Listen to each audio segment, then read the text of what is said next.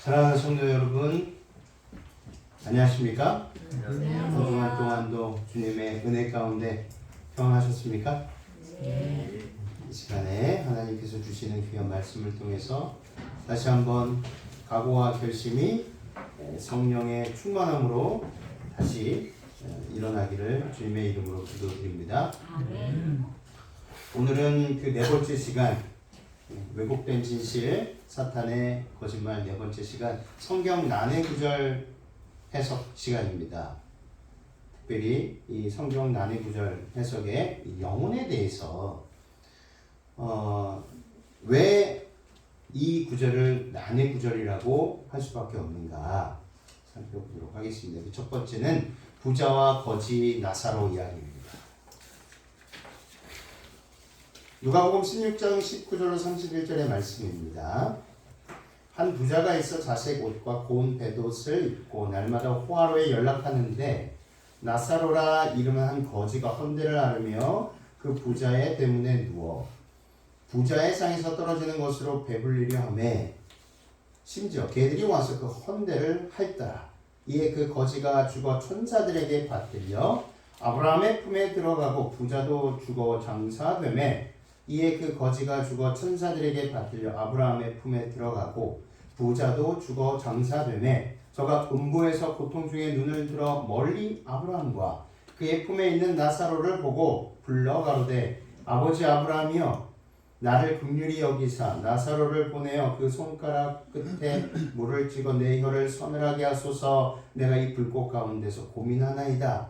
아브라함이 가로되 예 너는 살았을 때에 내 좋은 것을 받았고 나사로는 고난을 받았으니 이것을 기억하라. 이제 저는 여기서 위로를 받고 너는 고민을 받느니라. 이뿐 아니라 너희와 우리 사이에 큰 구렁이 끼어 있어 거기서 너희에게 건너가고자 하되 할 수 없고 거기서 우리에게 건너올 수도 없게 하였느니라. 가로되 그러면 구하노니 아버지여 나사로를 내 아버지의 집에 보내소서. 내 형제 5이 있으니 저희에게 증거하게 하여 저희로 이 고통받는 곳에 오지 않게 하소서. 아브라함이 가로되 저희에게 모세와 선지자들이 있으니 그들에게 들을지니라. 가로되 그렇지 아니하니이다. 아버지 아브라함이여 만일 죽은 자에게서 저희에게 가는 자가 있으면 회개하리이다. 가로되 모세와 선지자들에게 듣지 아니하면 비록 죽은 자 가운데서 살아나는 자가 있을지라도 권함을 받지 아니하리라 하였다 하시니라. 진정 거지 나사로는 죽자마자 천국에 들어가고 부자는 지옥에 떨어져 불꽃 가운데서 고통하고 있는 그런 내용일까요? 천국과 지옥은 큰 구렁 하나 사이로 지옥의 고통을 천국에서 보고 느낄 수 있는 그런 내용일까요? 예수님께서는 실제로 영혼 불멸에 대하여 가르치고자 이 이야기를 하셨을까요? 이 말씀은 영혼 불멸을 주장하는 성경적인 근거로 사용되는 대표적인 말씀입니다. 영혼 불멸을 주장하는 사람들은 이 이야기를 실화로 생각합니다. 그래서 이것이 실화인가 비유인가에 대해서 알아볼 필요가 있다는 것이죠. 실화인가 비유인가? 첫 번째, 천국과 지옥의 구렁 사이 하나 사이로 서로 마주 볼 수 있는 곳인가? 그 두 장소가 손가락에 물을 찍어서 혀를 서늘하게 해줄 수 있고 서로 대화를 나눌 수 있는 곳이라면 구원받지 못한 부모, 부부, 자녀, 친구, 이웃이 불 속에서 아우성치는 소리를 듣고 그 참상을 보면서 몇천 년 혹은 영원을 지나야 하는 의인들은 그곳이 천국이 아니라 바로 생지옥이 될 것입니다. 두 번째, 영혼 불멸을 주장하는 이들은 이 비유에 나타나는 인물들이 모두 죽은 뒤 몸을 떠난 영혼들이라고 했는데 성경 본문에는 그들이 영혼이란 말은 전혀 없고 오히려 눈, 손가락, 혀, 품, 육체를 가진 존재로 표현되어 있다는 것입니다. 그럼 뭐가 맞지 않지 않습니까? 그러므로 이 이야기는 실화가 아니라 비유임을 알 수 있다는 것이죠. 눈이나 손가락이나 혀는 육체적인 몸에 있는 것이지 영혼에게 눈이나 손가락이나 혀가 있을 수 없습니다. 또한 영혼은 물질이 아니기 때문에 불에 탈 것도 없고 뜨거움을 느낄 감각도 없습니다. 따라서 영혼이 지옥에서 탄다는 말은 매우 허망한 이야기임을 깨닫게 된다는 것입니다. 그러므로 이 이야기는 이것을 영혼 불멸이라는 이야기로 나타내기를 좋아하는 사람들의 그 믿음, 실화가 아니라 비유임을 알 수 있다는 것입니다. 세 번째는 성경에는 어떤 교훈을 주기 위한 목적으로 사실이 아닌 이야기를 쓴 경우가 나온다는 것이죠. 어떤 교훈을 주기 위해서 사실이 아닌 이야기를. 예를 들면 여러 나무가 사람같이 말하는 것이 나오는데 그것은 나무들이 실제로 말하는 것이 아니라 교훈을 주기 위한 경우임을 문맥을 보면 알 수 있다는 것입니다. 사사기 9장 8절로 15절의 말씀입니다. 하루는 나무들이 나가서 기름을 부어 왕을 삼으려 하여 감람나무에게 이르되 너는 우리 왕이 되라며 감람나무가 그들에게 이르되 나의 기름은 하나님과 사람을 영화롭게 하나니 내가 어찌 그것을 버리고 가서 나무들 위에 요동하리오 한지라.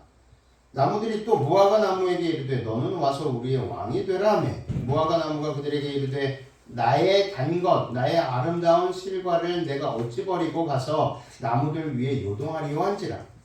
나무들이 또 포도나무에게 이르되 너는 와서 우리의 왕이 되라며 포도나무가 그들에게 이르되 하나님과 사람을 기쁘게 하는 나의 세수를 내가 어찌 버리고 가서 나무들 위에 요동하리오 한지라.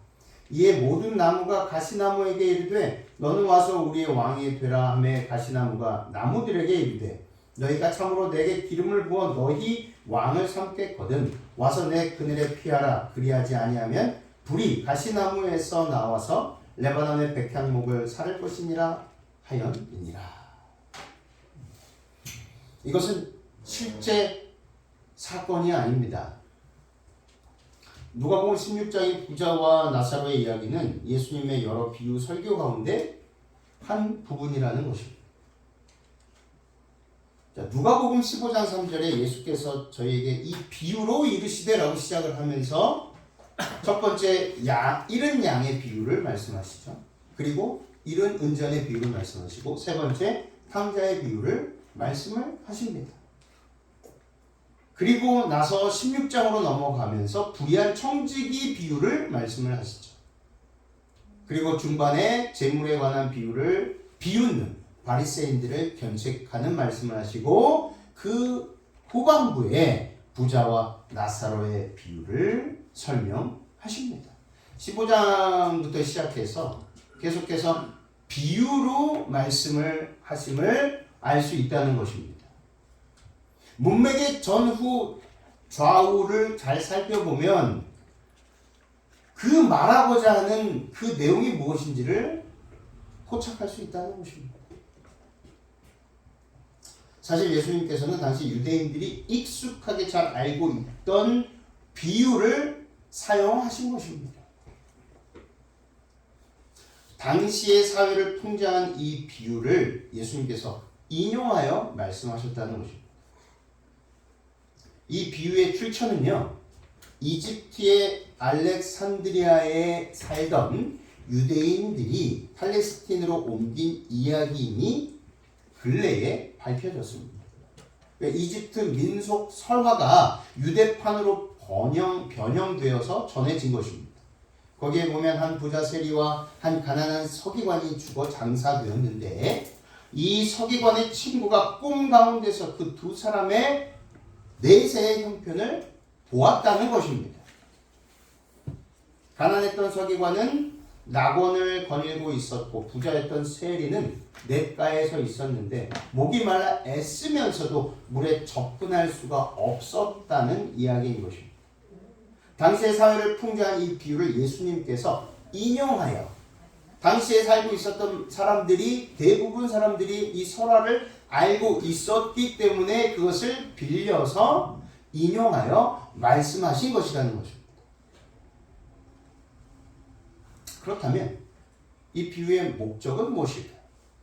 첫 번째, 이 비유를 통해서 우리들에게, 백성들에게 알려주시고자 하신 교훈이 있었는데 그 첫 번째 교훈이 재물의 축복을 받은 것이 영생의 보증이 아니다라는 것을 알려주시기 위해서 이 비유를 통해서 교훈하신 것이라는 사실입니다. 누가복음 16장 14절 바리새인들은 돈을 좋아하는 자라 이 모든 것을 듣고 비웃거늘 예수님께서 비유로 말씀하신 것을 듣고 바리새인들이 비웃은 것입니다. 바리새인들은 이 땅에서 부하게 사는 것은 하나님의 축복을 받은 것일 뿐 아니라 내세의 운명까지 보장받은 것이라고 믿고 살았습니다. 예수님께서는 그들의 이러한 관념을 이러한 잘못된 고정관념, 잘못된 믿음을 깨뜨리고자 이 비유를 들어서 말씀하신 것입니다. 사람의 영원한 운명은 현세의 신분에 따라 결정되는 것이 아님을 지적한 것입니다. 그가 부자이기 때문에 혹은 유대인이거나 바리새인이라서 영생이 보장되는 것이 아니라 이 땅에서 어떻게 살았느냐, 어떤 삶을 살았느냐에 따라서 결정되어진다는 것입니다. 나사로는 비록 거지였지만 하나님을 믿고 의롭게 살았기 때문에 천국에 갈 수 있었습니다. 그러나 부자는 날마다 호의호식하며 살았지만 영생을 준비하지 않고 살았기 때문에 영생을 얻지 못한 것입니다. 그러므로 이 땅에서 날마다 하나님을 의지하고 천국을 준비하며 살아야 함을 이 비유를 통하여 교훈하신 것이라는 사실입니다. 영원 불멸 사상을 그것이 맞다라고 주장하는 성경 구절이 아니다라는 것입니다. 우리가 이렇게 전후 문맥을 살펴보고 이 내용들을 꼼꼼히 살펴보면 아주 쉽게 유추할 수가 있다는 것이죠. 두 번째 교훈은 재물을 올바르게 사용하라라는 말씀을 이 비유를 통해서 교훈한 것입니다. 부자는 재물을 자신의 쾌락만을 위해 사용했습니다. 그는 가난한 자를 돌아보지 않았습니다. 누가복음 16장 9절에 자색 옷과 고운 베옷을 입고 날마다 뭐 했다고 하십니까? 호화로이 연락하였다. 네. 자신의 배만 불렸다는 것입니다. 그 자신의 쾌락만을 위해서 먹고 마시고 입고 썼다는 것입니다. 이것은 최후의 심판날에 멸망에 떨어지는 엄연한 죄임을 예수님께서는 말씀하신 것입니다. 교과 시간에도 이 청지기에 대해서 이제 배우셨겠지만 사실 청지기는요 재물에 국한되지 않습니다. 아시는 것처럼 우리는 청지기 직분을 받았을 때 그냥 재물에 국한되는 오류를 범하는데 재물에 국한된 것이 아니라 우리에게 주어진 공간, 시간 그리고 재물까지 다 포함된다는 것입니다. 그리고 건강까지. 그리고 마지막 무엇입니까? 우리 하늘빛 교회가 열심히 그래도 잘하는 봉사 지금은 좀 추워가지고 잠깐 쉬고 있지만 한 달에 한 번 하고 있는 무엇이죠? 지역사회 봉사활동 지구 환경 지킴이 네. 그래서 좀 길게 하긴 했죠. 기억하십니까? 지구 살리기 운동본부 나주 지구에서 하나님께서 주신 이 아름다운 지구를 보살피고 보호하고 가꾸는 일도 우리의 몫입니까? 맞습니다. 청지기 직분이에요. 그래서 우리는 마땅한 일을 하고 있다는 것입니다. 남들이 안 하는 일을 우리가 하니까 의기양양하고 뭐 자랑할 것이 있는 것처럼 그렇지 않습니다. 마땅히 해야 할 일을 하는 것입니다. 그래서 이 부자가 하나님께서 주신 부자에게 주신 그 재물을 마땅히 가난하고 헐벗고 병든 사람들에게 사용해야 했음을 알았음에도 불구하고 그것을 그렇게 하지 않았다는 것입니다. 하나님께서는 이것을 분명히 뭐라고 말씀하셨죠? 죄악이다라고 말씀하셨어요. 본인뿐만 죽이는 것이 아니라 영원한 멸망에 빠뜨리는 것뿐만이 아니라 주위에 있는 사람들까지도 함께 멸망으로 인도하는 길이라는 것을 말씀하신 것입니다. 마태복음 25장 41절 46절 또 왼편에 있는 자들에게 이르시되 저주를 받은 자들아 나를 떠나 마귀와 그 사자들을 위하여 예비된 영영한 불에 들어가라. 내가 죽일 때 너희가 먹을 것을 주지 아니하였고 목마를 때 마시게 하지 아니하였고 나그네 되었을 때 영접하지 아니하였고 벗었을 때 옷 입히지 아니하였고 병들었을 때와 옥에 갇혔을 때 돌아보지 아니하였느니라 하시니 저희도 대답하여 가로되 주여 우리가 어느 때에 주의 줄이신 것이나 목마르신 것이나 나그네 되신 것이나 벗으신 것이나 병드신 것이나 옥에 갇히신 것을 보고 공양치 아니하더니까. 이에 임금이 대답하여 가라사대 내가 진실로 너에게 이르노니 이 지극히 작은 자 하나에게 하지 아니한 것이 곧 내게 하지 아니한 것이니라 하시리니 저희는 영벌에 의인들은 영생에 들어가리라 하시니라. 분명하게 말씀하시지 않으셨습니까? 가난하고 헐벗고 병들고 홀로 된 사람을 보살피고 돌보고 그들을 위해서 우리가 받은 은사와 달란트와 재능을 나누는 것은 하나님께서 우리들에게 주신 마땅히 해야 할 사명임을 말씀하신 것입니다. 부자와 거지 나사로의 비유 두 번째 교훈은요. 받은 재물을 방금 말씀드린 것처럼 받은 재물을 천국을 위해 올바르게 사용해야 한다라는 것입니다. 세 번째 교훈은요. 이뿐 아니라 너희와 우리 사이에 큰 구렁이 끼어 있어 여기서 너희에게 건너가고자 하되 할 수 없고 거기서 우리에게 건너올 수도 없게 하였느니라. 생전에 형성한 성품은 건널 수 없는 큰 구렁처럼 영원한 운명을 결정합니다. 사후에는 구원을 위한 두 번째 기회가 없으므로 생전에 구원을 이루고 선을 행하라는 것입니다. 두 번째 기회는 없다는 것입니다. 우리가 늘 꾸지만 다시 내가 5살로 돌아간다면, 내가 15살로 돌아간다면, 내가 20살로 돌아간다면 내가 하지 못했던 것들을 할 수 있을 텐데 꿈만 꾸지요. 근데 현실로 그게 가능하겠습니까? 가능하지 않습니다. 공상과학에서나 사실이 아닌데 그냥 공상에서 상상으로만 꿈꾸는 것입니다. 두 번째 기회가 없습니다. 그러므로 살아있는 동안 열심히 선을 행하라는 것입니다. 네 번째 교훈은 무엇입니까?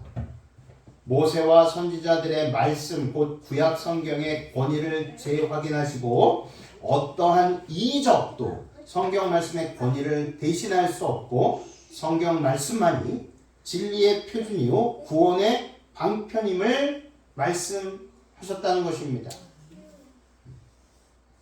부자와 거지 나사로의 비유 네 번째 교훈 성경 말씀만이 유일한 진리의 기준이고 구원의 방편이다. 하나님의 약속된 말씀만. 그 이외의 것들은 다 거짓이다. 그래서 우리는 부자는 나사로를 내 아버지의 집에 보내어 형제들이 구원을 받게 해달라고 호소한 장면을 볼 수 있습니다. 이에 대해 예수께서는 비유를 통해 이렇게 말씀하신 것입니다. 저희에게 모세와 선지자들이 있으니 그들에게 들을지니라. 모세와 선지자들. 예수님께서는 모세와 선지자들을 말씀하시면서 이것이 무엇이라고 말씀하셨냐면 구약 말씀이시다. 구약에 나와 있는 하나님의 언약의 말씀이다. 그것을 말씀하신 것입니다. 그러나 나사로는 재차 호소하기를 그러나 부자는 재차 호소하기를 그렇지 아니하니이다. 만일 죽은 자에게서 저에게 가는 자가 있으면 회개하리이다라고 말했습니다. 그러자 예수님께서 단언하셨죠. 모세와 선지자들에게 듣지 아니하면 비록 죽은 자 가운데서 살아난 자가 있을지라도 고난을 받지 아니하리라. 그러므로 이 비유가 우리에게 주는 교훈은 구원 문제에 있어서 그 어떠한 이적과 기적도 성경 말씀을 대신할 수 없다는 것을 말씀하신 것입니다.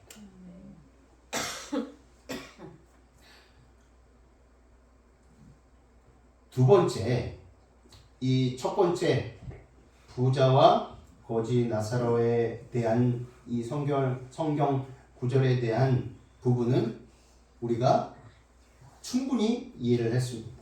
두 번째, 예수께서 영으로 옥에 있는 영들에게 전파하셨다. 이 말씀은 무엇일까? 베드로전서 3장 18절 20절 그리스도께서도 한 번 죄를 위하여 죽으사 의인으로서 불의한 자를 대신하셨으니 이는 우리를 하나님 앞으로 인도하려 하심이라. 육체로는 죽임을 당하시고 영으로는 살리심을 받으셨으니 저가 또한 영으로 옥에 있는 영들에게 전파하시니라. 그들은 전에 노아의 날 방주 예비할 동안 하나님이 오래 참고 기다리실 때에 순종치 아니하던 자들이라. 방주에서 물로 말미암아 구원을 얻은 자가 몇 명뿐이니 겨우 8명이라.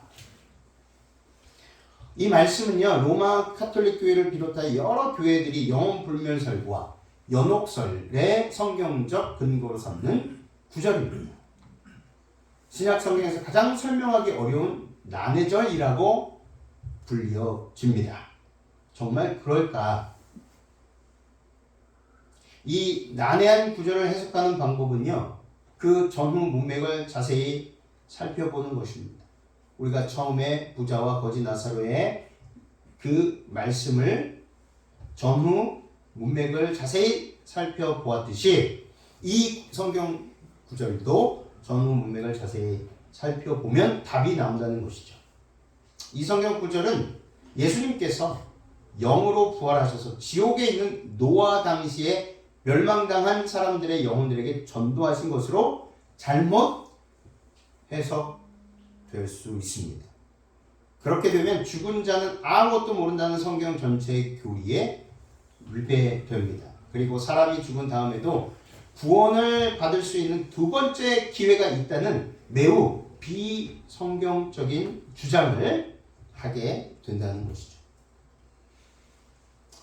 먼저 베드로전서의 배경을 살펴보아야 합니다. 베드로전서는요, 소아시아 지역에 시험받는 성도들을 위로하기 위하여 기록된 편지서입니다.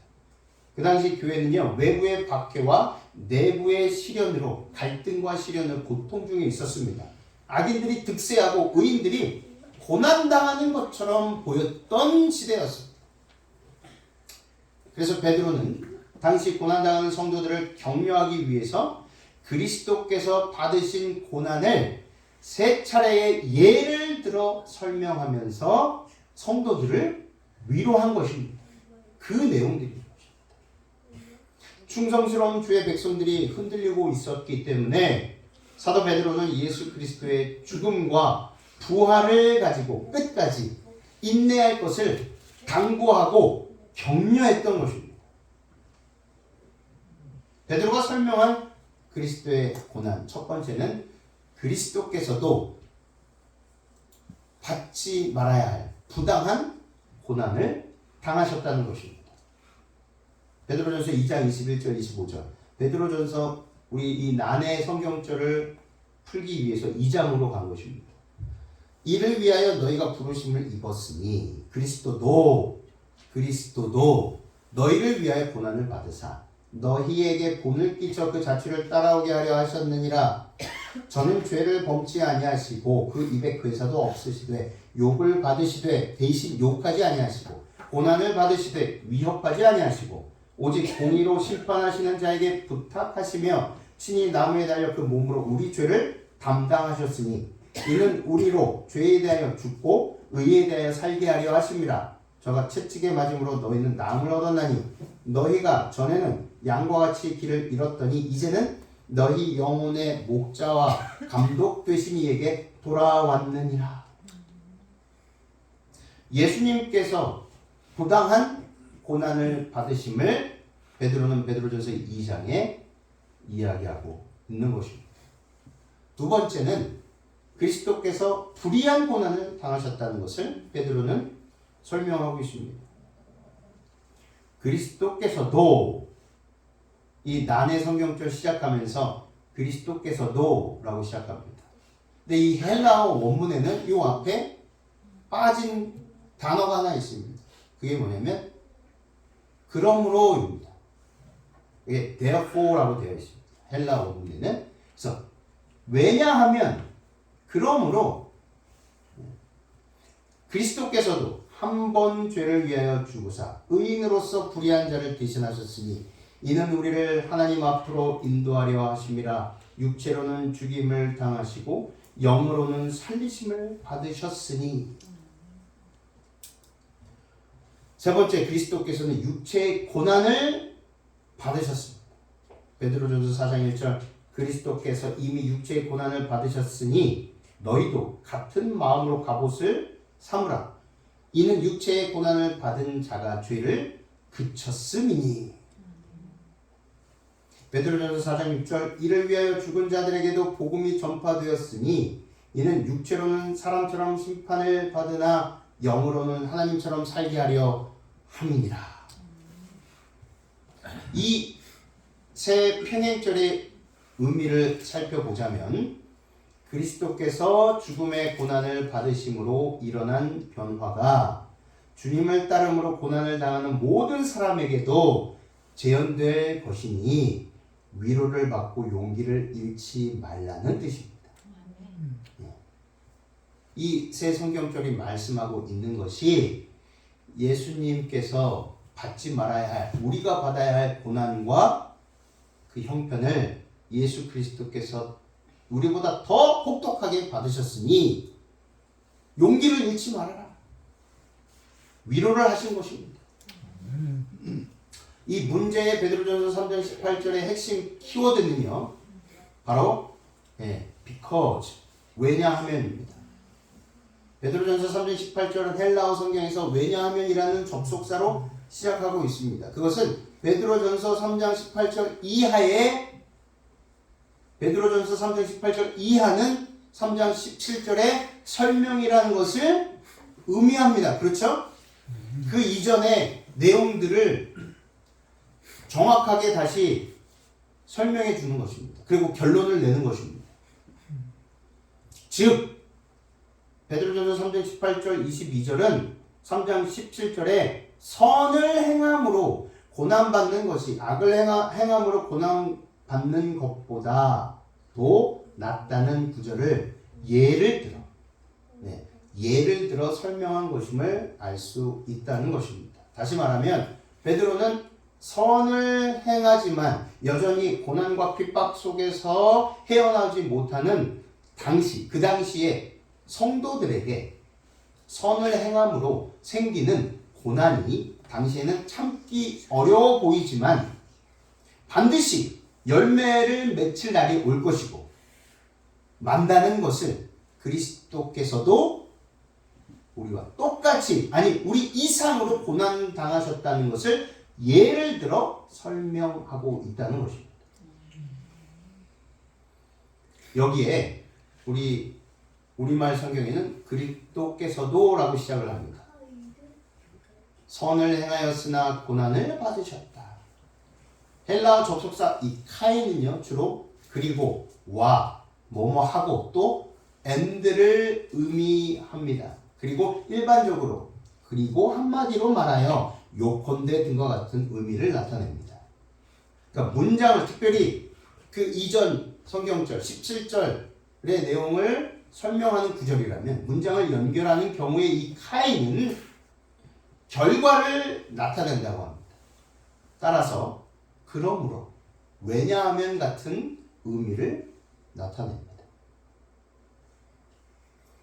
그래서 3장 18절에 그리스도께서도라는 문구가 그리스도께서도 선을 행하셨으나 고난을 받으셨다는 예를 들고 있음을 보여주고 있다는 것입니다. 그렇다면 육체로는 고난을 당하시고 영으로는 살리심을 받으셨다는 것은 무슨 의미일까요? 영으로 부활하셨다의 영 먼저 살펴보겠습니다. 영으로 부활하셨다. 여기서 영이란 육체의 반대 개념으로서 영혼을 말하는 것이 아닙니다. 왜냐하면 예수께서 자신이 영이 아니라 육체로 부활하셨다는 것을 확실히 말씀하셨기 때문입니다. 그렇죠. 돌아가시고 십자가에서 돌아가시고 3일 만에 부활하셨는데 제자들에게 나타나셨죠? 40일 동안 이 땅에 계시면서 제자들이 육신이 없는 예수님을 만나셨습니까? 만났습니까? 아닙니다.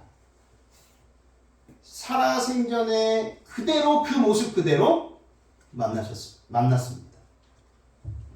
누가복음 24장 39절 내 손과 발을 보고 나인 줄 알라. 또 나를 만져보라. 영은 살과 뼈가 없으되 너희 보는 바와 같이 나는 있느니라. 예수님께서 실물 교훈이셨습니다.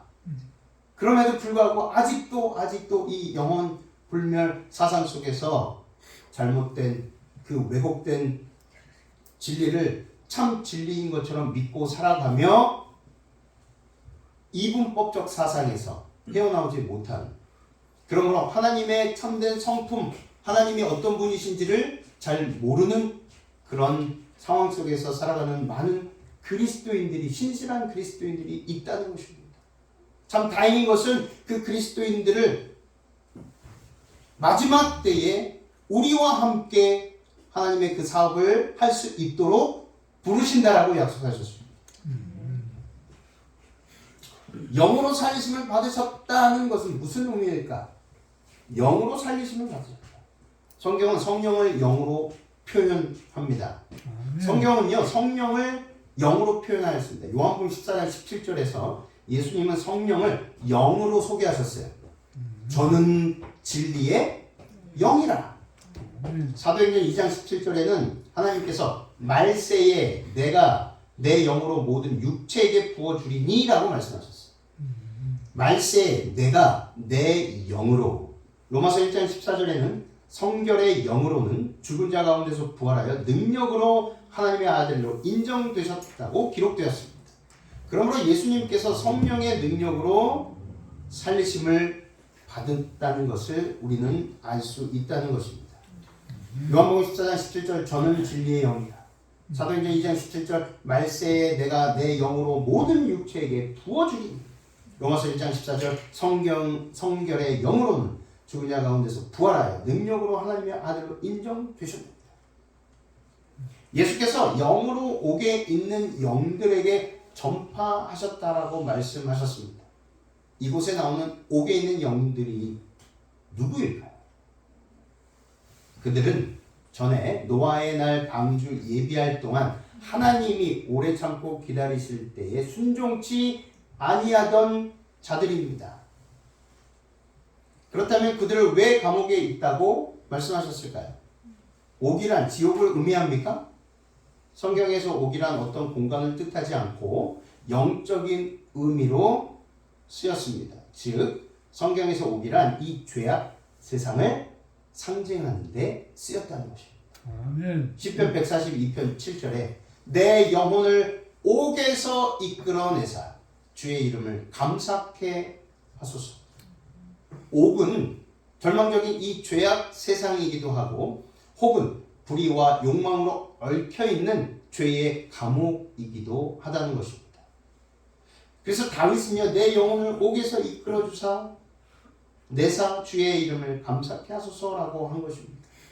여기서 다윗이 의미하는 옥이란 실제 감옥이 아님을 누구나 알 수 있습니다.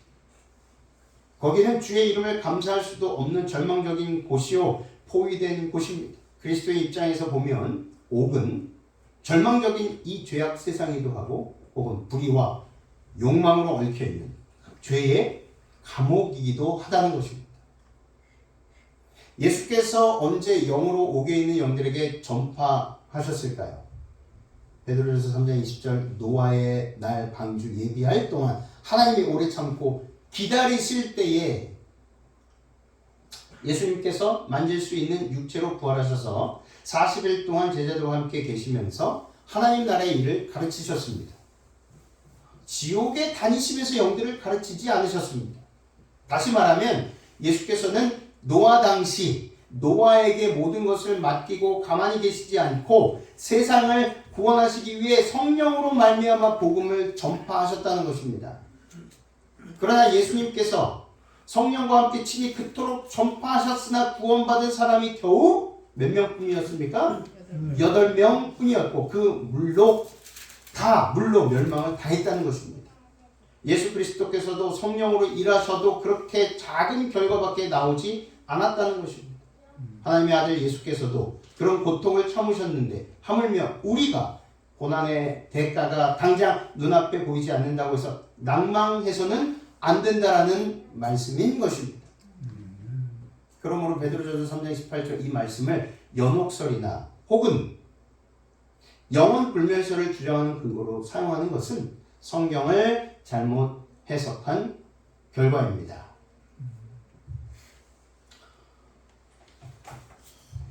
오늘 두 가지 난해하다고 하는 성경절을 살펴보았습니다.